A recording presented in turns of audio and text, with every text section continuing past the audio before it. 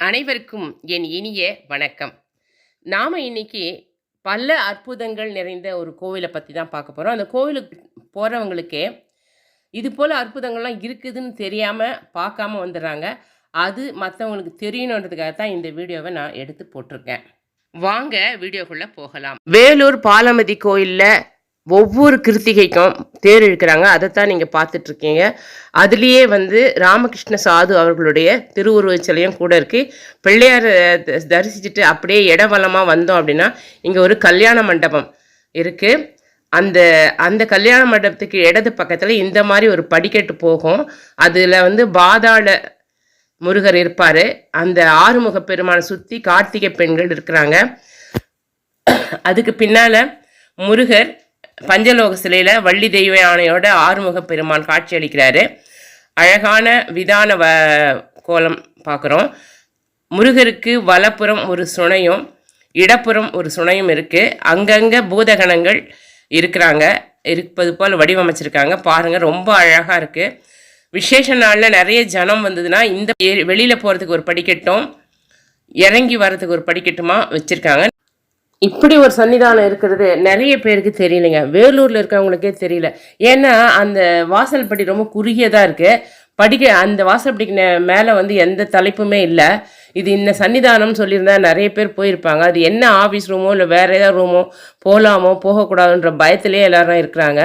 நான் இறங்கி போனதை பார்த்தோன்னே சுற்றிட்டு போயிருந்தவங்க கூட என் பின்னாலே இவங்க எங்கே போகிறாங்க அப்படின்னு பார்த்தாங்க. அப்படியே அவங்க சொந்தக்காரங்களெல்லாம் கூப்பிட்டுட்டு வந்துட்டாங்க. எல்லாரும் பார்த்துட்டு போனாங்க. அதுக்கப்புறம் திரும்பவும் அந்த இடம் வெறுமனே தான் இருந்துச்சு. நான் மொத்தத்தையும் சுற்றிட்டு உட்கார்ந்த பொழுது என்னோடய ஃப்ரெண்டு ஒருத்தர் வந்தாங்க. அவங்கக்கிட்ட இந்த சன்னிதானம் பார்த்தீங்களான்னா, அப்படியா, நான் எவ்வளோ நாளாக வந்துட்டுருக்கேன், எனக்கு தெரியவே தெரியாது அப்படி ஒரு சன்னிதானம் இருக்கிறது, உள்ளே போகலாமாங்க, பயமாக இருக்கேன், யாராவது திட்டுவாங்களா அப்படின்னாங்க. சரி வாங்க அப்படின்னு நானே அவங்கள கூட்டின்னு போயிட்டு உள்ளே விட்டுட்டு நான் வெளியில் வந்துட்டேன். ரொம்ப தேங்க்ஸுங்க, இப்படி ஒரு சன்னிதானம் இருக்கிறதே எனக்கு தெரியவே தெரியாதுங்க அப்படின்னு அவங்க ரொம்ப சந்தோஷப்பட்டாங்க. இத்தனைக்கும் அவங்க வேலூர்காரங்க தான். இந்த சன்னிதானம் பல வருஷமாக இருக்குது.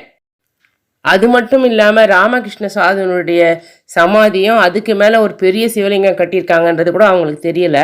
சொன்னற்பாடு எல்லாத்தையுமே பார்த்துட்டு ரொம்ப தேங்க்ஸ் அப்படின்னு சொன்னாங்க. இந்த வீடியோ போடுறதுக்கே அதுதான் எனக்கு இன்ஸ்பிரேஷனாக இருந்தது. அதாவது வேலூரில் இருக்கவங்களுக்கே தெரியலனா வெளியிலேருந்து வரவங்களுக்கு எப்படி தெரியும்? அதனால் இதை எல்லாருக்கும் தெரியப்படுத்தணும் அப்படின்றதுக்காகத்தான் நான் இந்த வீடியோவை போட்டிருக்கேன். தெரியாதவங்க பாலமதிக்கு ஒரு முறை போயிட்டு எல்லாத்தையும் தரிசனம் பண்ணி அருளை பெற்று வாருங்கள். நம்ம வெளியில் வந்தாச்சு. இப்போ பாருங்கள், மார்ச் 2ஆம் தேதி தான் இதுக்கு கும்பாபிஷேகம் ஆச்சு. ஒரு 3-4 நாள் தான் ஆயிருக்கு. ஆகையினால இன்னும் அந்த கட்டுமானத்தெல்லாம் பிரிக்கலை. சுற்றி வருகிற பொழுது காயத்ரி தேவியை நம்ம தரிசிக்கலாம்.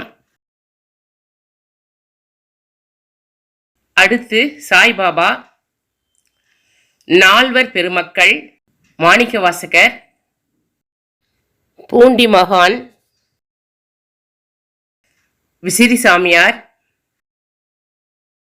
திருவள்ளுவர் போன்ற எல்லா மகான்களையும் ஒரே இடத்துல தரிசிக்கலாங்க. அதான் இதனோட சிறப்பு. இடது பக்கமாக பார்த்தா தட்சிணாமூர்த்தி, நவலிங்கங்கள், தம் துணைவியரோடு கூடிய நவகிரகங்கள் எல்லாத்தையும் நம்ம தரிசிக்கலாம். இதை பாருங்கள், மேலேருந்து பார்க்கும்போது இயற்கை அற்புதமாக இயற்கையான சூழலில் இந்த கோயில் அமைந்திருப்பதை பார்க்கலாம்.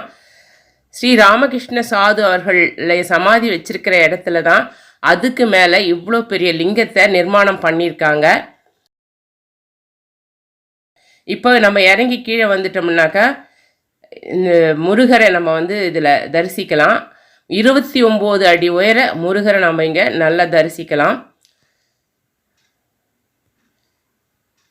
முருகரை தரிசிச்சுட்டு இடது பக்கமாக போனோம் அப்படின்னா அங்கே பிள்ளையார் விட்டிருக்கிறாரு. இதுபோல் பல சிறப்புகளை ஒருங்கே பெற்றிருக்கிற பாலமதி கோயிலை ஒரு முறையாவது நம்ம போய் பார்க்கணும்.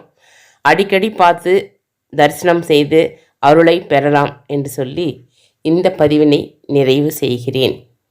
இன்னொரு நல்ல வீடியோவோடு உங்களை சந்திக்கும் வரை உங்களிடமிருந்து விடைபெறுவது வேலூர் காந்திமதி. நன்றி, வணக்கம், வாழ்க வளமுடன்.